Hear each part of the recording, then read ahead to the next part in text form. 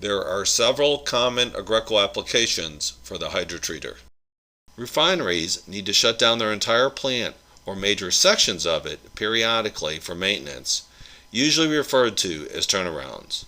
Turnarounds are time periods of intense activity with immense pressure to get the plant back on stream as soon as possible. The hydrotreater contains catalytical materials in the reactor beds.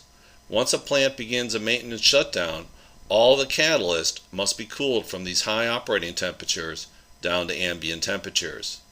Given the amount of catalyst mass, this takes time and is very often the bottleneck or is on the critical path for the entire turnaround.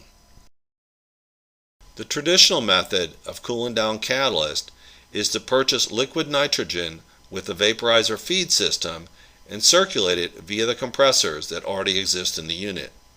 Not only is this expensive with several inherent potential hazards, it becomes a logistical nightmare since it requires a constant parade of liquid nitrogen trucks coming in and out of the refinery. In addition, this extra nitrogen must be relieved via the flare system, which creates another unique set of problems.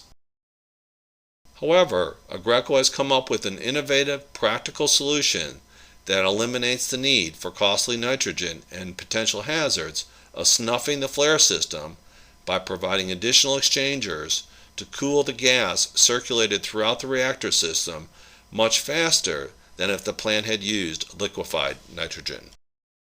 This will allow entry to the reactor vessel much quicker, permitting the plant to move this vessel off the critical path and allowing them to get the plant restarted in a shorter period of time. Even if it is not on the critical path, it might allow the plant to get more maintenance done than would have otherwise been possible.